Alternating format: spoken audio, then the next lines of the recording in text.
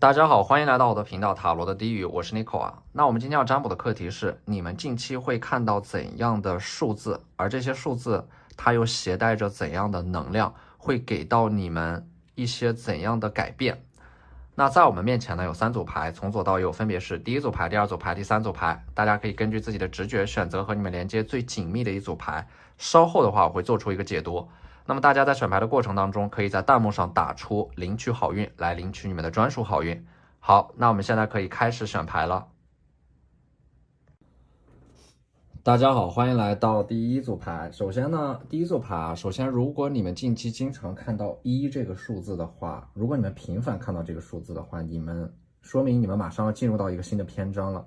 有一件事情或者说一个新的项目即将启动，你们马上要把自己内心当中的那个想法付诸于实践和行动了。那我个人也非常喜欢1这个数字啊，因为它代表的永远都是新的开始。可能说你们在近期会找到一个新的发财之路，或者说接触到新的行业，或者说你们无意当中知道了一个新的领域，它非常的赚钱，会有一些新的人进入到你们的朋友圈当中。总而言之呢，数字1它就代表的是一种崭新的能量，你们要主动的去寻求隐藏在你们生活当中的数字1。因为每当你们看到数字1的时候，你们就会暗示自己即将进入到一个新的篇章当中，你们相信的就是你们即将要体验到的。那么我们抽到的第2张牌雷曼诺神谕卡，它带来的数字是9，我们看到的是一束鲜花。那么这束鲜花它附带的这个数字是9的话呢，你们近期的幸运数字是和9有关的。如果你们近期经常看到9这个数字的话，说明你们即将转运。而且呢，这束鲜花它象征的是一种美好，就是说你们近期可能会收获到一些赞美，或者说收获到一束鲜花。而且呢，你们收到好消息的日子呢，也会和9有关，比如说这个月的9号、19号、29号。那么这束鲜花代表的是美好会不期而至，你们所期待的那些美好会自然而然的结成果实啊，它象征的是一种收获。你们之前所做出的努力会得到宇宙的奖励和回馈。当然呢，这束鲜花我们也可以换一个角度去理解，就是它象征的是一种思维上的转变。如果你们渴望变成一朵花，那么春天会离开你们。但是呢，如果你们能够变成春天本身呢，你们的世界里就永远有花。所以说数字9代表的是你们近期可能会完成这样的一种身份上的转变，从客体变成主体，你会让你们的世界里永远都有花，你们的生命会持续的盛开和绽放下去。第3张牌呢，它是一个皇冠，而且呢，这个幸运数字呢是25，也就是说在这个月或者说下个月的25号左右，你们可能会被戴上这个皇冠，意味的是你们会赋予一个新的身份。会被赋予一个新的身份，这个新的身份呢，它象征的是一种更大的权利、更多的责任，你们也会受到更多的关注。而且呢，这张牌呢，它其实有一点像是那种欲戴皇冠必承其重，就是你们可能一直以来都憋着一口气想要证明自己。那么这张雷曼诺神谕卡呢，这个25这个数字的话，就是你们接下来的努力会得到肯定的一种标志，或者说在事业上面，一部分人可能会面临一个挑战，你们会攻克这个挑战，迎来一个升职加薪的机会。那么我们抽到的第4张牌呢，就是说这个第4张牌带来的数字是27，27意味的是你们在近期可能会收获到一封信，或者说在深夜的时候呢，会收到一条很重要的消息，一份文件，或者说你们期待已久的 offer 会在这个月或者说下个月的27号前后到来。那么这个好消息呢，会带给你们一个崭新的开始。那么我们抽到的这几张塔罗牌呢，第1张牌就是权杖9啊。权杖9的话，你们近期可能会有一些挥之不去的关于过去的令你们感到痛苦的回忆，你们总是会回到那些痛苦感伤的边缘，触碰后然后又逃离。这数字9呢，也意味的是你们会下定决心，在携带着一个数字9的日子里，彻底告别过去，尤其是摆脱那些令你们感到痛苦的回忆。你们要记住一点啊，就是回忆呢，它是一条没有尽头的路啊，以往的一切春天都不复存在。你们所有的失去呢，你们在过去啊，所有的失去都是为了下一次的得到而做的一种准备啊，所以说不要再为自己过去犯过的那些错误而惩罚自己了。所以说这张逆位的宝剑三呢，代表的是你们会在近期走出一个不断往复循环的课题啊，摆脱那种痛苦，并且呢，你们会认识到啊，过去犯过的那些错误呢，都是来指引你们的，而不是来定义你们，也不是来惩罚你们的。第三张牌呢 ，Temperance 啊，节制牌。节制呢，保持克制，凡事忍耐，凡事包容，凡事相信，凡事盼望。这种节制呢，是你们暂时的牺牲掉自己短期的享受，为了一个更长远的目标而努力啊，并且呢，你们要克制自己的完美主义，不要过分的纠结于细节，也不要试图向别人证明什么，为自己做更多的事情，并且保持低调和沉默，学会要变得更爱自己吧，尽量不要把你的快乐啊、成就，与你的这种成就目标联系在一起，停止那种机械化的追求享乐。你们要做的就是享受当下思维所显化的一切，让自己顺其自然的保持绽放和盛开即可，不要有那么强的控制欲啊。那么第四张牌呢，圣杯八。圣杯八这张牌呢，8这个数字也是你们近期要注意的。就是说它意味的是你们即将要做出一个断舍离，做出一个很重大的决定和改变，可能是在携带着数字8的这样的一个环境当中啊，你们就会加速你们做出这样的一种决定和改变，你们会放下自己所拥有的一切，去踏上一个追逐自我的人生旅程。这张牌我看到的是你们的人生啊，是在一波三折的动荡当中不断的向上生长的。就是说拉长时间轴来看，你们会变得越来越好，你们往后的人生呢会变得越来越精彩，所以说不要在当下就轻言放弃。那么我们抽到的这张圣杯2啊，数字2呢，它往往象征的是一种合作。如果你们近期频繁的看到数字2，或者说有关数字2的一些数字的话，就是一些数字当中有这个2这个数字的话，近期可能会有一个合作即将到来，会有一个拿着圣杯的人来找到你们啊，就是说这个圣杯侍卫。圣杯侍卫他手上的圣杯呢，会给你们带来一个好消息，会让你们整个人有一种焕然一新的感觉，会给你们注入新的生命能量。近期呢，你们可能会和这个水象特质的人待在一起。这个水象特质呢，它包括巨蟹、天蝎或者说双鱼，而且呢，这张女皇牌呢，它象征的是一种丰盛和富足的特质，就是说你们近期对外呈现出来的状态会发生一种改变，你们近期可能会改变自己的说话方式，改变自己的穿搭，对外展示出来的状态，你们会变得更加的从容、自信、笃定和优雅，这会让你们在各个方面都变得更加有吸引力。而且呢，你们可能会变得有一点神秘啊，就是让别人有一种捉摸不透的感觉，在你们的身上呢，会散发出一种漂浮着优雅光影的滤镜啊，会给人很多的想象力。这张女皇呢，它意味的是你们近期的桃花可能会非常的旺，你们会认识到很多新的桃花，或者说新的桃花会被你们自身的特质所吸引。那么这张 Justice 正义牌，正义牌呢，就是说有某个事情、某种纷争它会得到解决，正义它象征的是一个纠纷会被彻底的解决掉。而且呢，这张正义牌它带来的数字是11，就是有关11的这样的一个日子，11号、22号，这个纠纷不仅会得到解决，你们的内心当中焦虑的那件事情也会落地，而且呢，胜利的天平是在往你们这边倾斜的。所以说，如果你们现在身处于黑暗当中啊，请不要气馁，因为天亮之后就会很美。请再努力一下，为了你们想见的人、想达成的目标，在未来的世界当中有你们所热爱的一切。好，那这就是我们这期视频的全部内容了，非常感谢大家的收看。如果你觉得我的视频对你们有帮助的话，可以在我的视频下方留言点赞，或者你们的支持就是我最大的动力。那我们下期视频再见，拜拜。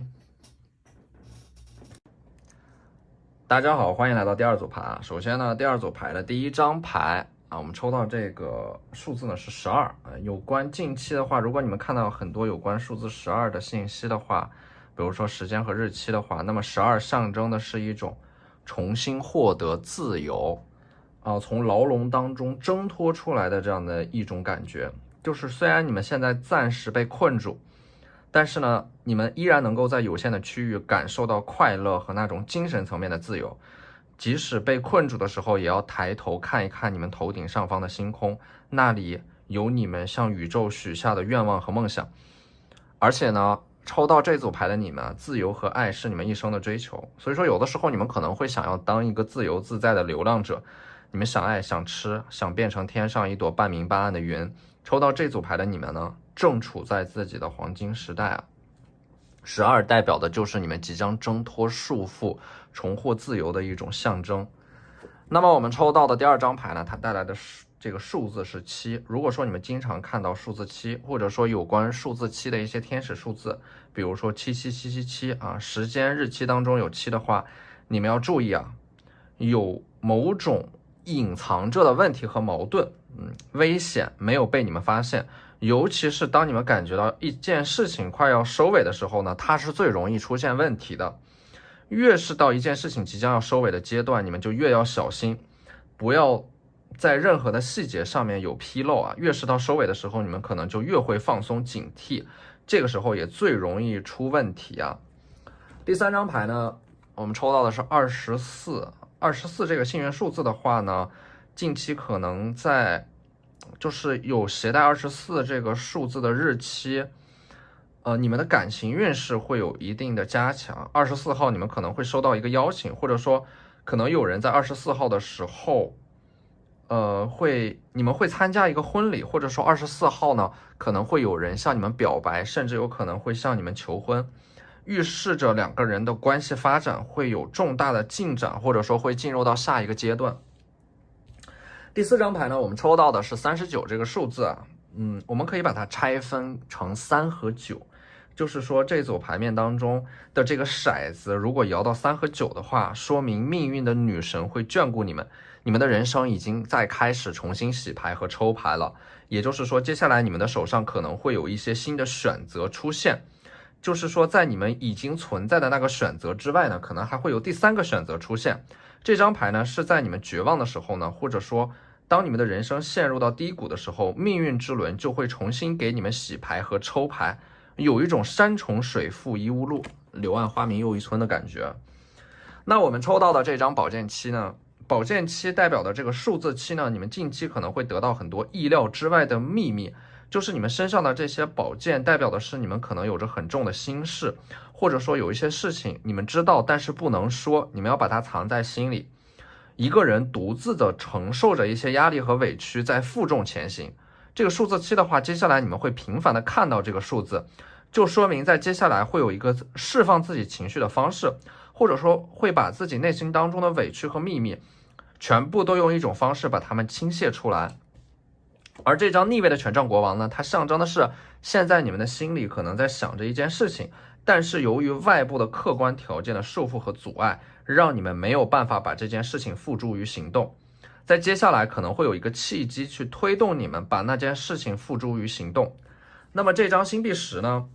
塔罗牌当中的这个数字呢，它其实象征的是一种圆满啊，就是说近期你们可能会和家人团聚，某件事情会有一个圆满的结束和收尾。如果你们感到不开心呢，就回到你们父母的身边，回到那个能够让你们感受到力量和爱的环境当中，释放你们的内在情绪。总之呢，这个数字是你们经常会看到的，在近期会经常看到，意味的是某件事情，即使是最后可能会有一些小的问题爆发，但是最后还是会有一个比较不错的、比较圆满的收尾啊，你们会重新的走向正轨啊。那么在我们这组牌面当中呢，抽到的这张星币5啊，星币5呢，它也意味的是你们可能会在近期感觉到有一点点吃力吧，有一点掉队的感觉，跟不上别人的节奏。你们在做出了这种调整和改变之后呢，会迎头赶上。而且呢，这张星币骑士，就是这个骑士他手捧星币，意味的是接下来会有一个人带着星币来找到你们。这个人的出现呢，会增加你们的财运，或者说他会直接给到你们一笔不大不小的钱，帮助你们缓解某个燃眉之急。而逆位的圣杯7呢，你们在接下来会摆脱焦虑啊。你们摆脱焦虑的方式很简单，就是做断舍离，因为你们会意识到绝大部分的焦虑都来自于你们摄入的信息，只要你们切断这个摄入的信息源，摆脱那部分让你们感觉到焦虑的信息，你们就立刻能够变得安定下来，能够让你们踏踏实实的做好手上的事情。所以说做减法对于当下的你们来说是能够帮助你们情绪稳定的一个特别重要的课题，减少一些焦虑，减少一些令你们感到焦虑的信息的摄入，能够让你们更好的活在当下。也包括这张逆位的权杖五啊，也是做一个断舍离啊。这组牌在反复的强调做减法，主动的去做一个切割，尤其是那些不断消耗着你们自身能量的关系和事情啊，从这种混乱当中解脱出来，重新找回自己的秩序和节奏，重新在你们的时区当中找到自我，而不是被别人所影响，被外部的一些事情所推着往前走。这张逆位的权杖四呢，它代表的是一种稳定会被颠覆，就是如果说你们经常看到数字五的话，那么说明因为星币五它代表的是一种改变，你们即将改变，正在积蓄着某种力量，在接下来呢会完成一种彻底的自我重建啊，彻底的离开某个地方，或者说离开某个人，某种混乱，从一种混乱当中解脱出来，就相当于包括这张星币五和逆位的权杖五啊，它都是数字五，数字五就意味的是改变。不要害怕这种改变，而是要主动的去拥抱这种人生的波动和不确定性。你们越是主动的去拥抱这种波动和不确定性，你们的人生反而能够拥有更多的确定性。所以说很多事情啊，它是反直觉的，要辩证的看待你们所遭遇的每一件事情。包括这张逆位的权杖四啊，它也代表的是这种稳定会从你们的内部主动的去打破。有些事情的意义呢，不在于事情本身，而在于我们赋予它的意义。所以说有的时候你们可能看到这种权杖五带来的混乱呢，会有一点忐忑和不安，但是呢，这些混乱呢，反而往往都是你们上升的一个阶梯啊。所以说你们要去利用这种混沌和混乱，去把它看作是，因为在这种混沌和混乱的环境当中，是最有可能出现一些能够改变你们命运的机会的。当你们能够从另一个视角去看待这种混沌和混乱的时候呢，你们就真正意义上的成长了。好，那这就是我们这期视频的全部内容了，非常感谢大家的收看。如果你觉得我的视频对你们有帮助的话，可以在我的视频下方留言点赞，或者你们的支持就是我最大的动力。那我们下期视频再见，拜拜。大家好，欢迎来到第三组牌。那么第三组牌的话，我们抽到的这张牌带来的幸运数字是12。那么因为我们在第二组牌面当中也抽到了这个幸运数字12，但是因为这个12它是附着在不同的这个雷曼诺神谕卡的，所以说这个数字12呢，它会代表着不同的含义。这个数字12呢，代表的是在接下来马上会有好运发生，因为猫头鹰它通常会在晚上带来好消息。如果你们有想要实现的心愿的话，那么你们就应该在这一期视频当中许下，你们的心愿就是成功的种子，你们的想法会有自我实现的力量。第二张牌呢，我们抽到的这张牌呢，它带来的数字是33。如果你们近期经常看到的话，说明你们即将挣脱束缚，你们会得到一把钥匙，你们的人生当中会显化出一把钥匙，让你们挣脱这种枷锁。如果你们在一件事情上反复的尝试，在某个关口反复的徘徊，那么往往是你们所尝试的那个最后一把钥匙会打开那扇门，这把钥匙代表的是人生的新的可能性正在显化。而且呢，3这个数字它意味的是一种合作，就是说近期你们会迎来一些新的合作，会有人看到你们的价值，或者说想要投资你们把一些资源分享出来，能够合作共赢。那么我们抽到的第3张牌啊，乌云背后的阳光，它带来的数字是6，象征的是有一些事情你们马上要熬出头了，有一些事情的发展迎来了一线生机，或者说有峰回路转的可能性。只要你们的心往前走啊，你们总会看到光，永远都不要放弃希望。6这个数字本身就会给你们带来新的希望。近期呢，你们可能会频繁的看到这个6这个数字，因为希望本身呢，它就有一种驱动性的力量，它会让我们因为这种现实的可能性去产生有方向、有目标的行动，然后你们的这种希望呢，会变成一种自我实现的力量。那么我们抽到的第4张牌呢，数字4，它代表的是稳定，就是说你们和某个人的关系，人际关系会特别的和谐和稳定。你们近期可能会回到自己的家，回到一个令你们感到舒适和安全的空间，恢复自身的能量。如果你们频繁的看到4这个数字，就说明你们现在要给生活按下一个暂停键。那么我们抽到的这张命运之轮呢，它象征的是一种轮回和循环。你们可能感觉自己好像在原地踏步，或者说有一些事情兜兜转转了一大圈，又重新回到了原点。那么这种循环往复式的生活会走向一个终点，就是说接下来你们会迎接到一些新的起点，从这个循环当中解脱出来，完成一种重生。通常来说呢，抽到命运之轮呢，象征的是命运已经在开始给你们的人生重新洗牌和抽牌了。这个时候呢，你们的人生可能会暂时的陷入到一种混乱当中，但是在经历过这种混乱之后，你们的人生会往上迈一大步台阶。这个星币4呢，就是你们在近期要注意你们自己的开销，不要掉入到那种消费主义的陷阱当中，注意储蓄，把钱放在你们的账户里边的时候，你们才是最有安全感的。对待金钱和消费呢，保持一种审慎的态度，能够让你们避免掉很多不必要的支出。那么我们看到这个星币4呢，其实这张星币4它也蕴含着一种很大的决心，就是你们近期可能要去有决心完成某件事情。如果你们决定去做什么事情，那就去做。你们一旦找到了生活的意义啊，就不会想要回到从前，你们想要往前走，你们想要看得更多，做得更多。那么我们抽到的这张星币9呢，这个数字9呢，它象征的是一种财富的显化。如果你们近期总是看到9的话呢，你们近期可能会得到一笔钱，或者说你们会突然得到一大笔钱，一笔财富等着你们去打理。这数字9的话，它也代表的是一种危机的解除，是你们内心当中焦虑的那个事情，或者说担心的不好的结果呢，实际上它并不会发生。这张圣杯5呢，你们近期的意志可能会变得有一点消沉，因为有一些事情你们在做的过程当中可能会迷失掉自己，感觉自己好像活得一点都不快乐，然后便是沮丧、迷茫、堕怠和无助啊，找不到目标，找不到动力，找不到意义和价值，从而变得无法集中注意力，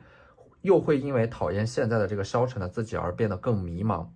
这其实是你们过分的强调理智而导致的一种内耗，你们太想走出现在的这样的一种消沉的自我了你们越是想走出来，你就越会被困住。所以说与其这样的话，不如让自己躺平啊，给自己一些时间和空间，让自己慢慢的走出来。没有谁规定你们在什么时间必须去做什么事情，必须要达成什么样的目标。在你们的时区当中，你们的对手只有自己，所以说不要去频繁的比较，也不要逼着自己去做什么事情，跟着你们的心走，往往欲无所求才能够满载而归。所以说这张权杖10呢，也是你们可以看到啊，不要把你们的生活安排的太满，你们现在应该做减法。开始做减法的时候呢，你们应该是变得越来越挑剔的，把标准变得高一点。那些消耗你们的事情啊，和你们能量不匹配的人和事，应该剔除出你们的生活，把自己当成是手机的内存一样，时刻的定期的去清理它。那我们抽到的这张 Stress 力量牌啊，当你们的减法做到一定程度的时候，你们才能够重新感受到那种内在的力量。这种力量呢，它并不是因为外部的一些事情的趋势，而是单纯的就是你们内心当中的那种渴望给你们的力量。你们的力量存在于那些微小的信念当中啊，让自己的内心平静下来，也可以让你们获得力量。这张逆位的教皇呢，你们会摆脱某种死板的传统的教条一样的生活，就是你们可能会按照自己的方式去生活，而不是被一些那些死板教条的东西所束缚。这个时候呢，你们会打破这种思维定式。以前你们觉得可能自己必须要达成某个目标，然后才能进入到下一个阶段。但是如果你们能够摆脱这种思维定式的话，你们会发现你们不必去达成某个目标，你们也能够进入到一个新的阶段当中。就这个世界上没有什么你们必须要做的事情，你们必须要做的事情太多，那就会压垮你们，不要陷入到这种死气沉沉的教条当中。这张圣杯3呢，它象征的是一个近期会有一个合作或者说聚会，你们的身边可能会出现1到2个得力的助手，能够把你们托举到更高处。这个圣杯本身也携带的是某件事情发展的非常的顺利，然后呢会得到一个很不错的结果，你们身边的人呢会和你们一起来庆祝，你们会认识到一些新的朋友，会给你们带来一些不一样的能量。好，那这就是我们这期视频的全部内容了，非常感谢大家的收看。如果你觉得我的视频对你们有帮助的话，可以在我的视频下方留言点赞，或者你们的支持就是我最大的动力。那我们下期视频再见，拜拜。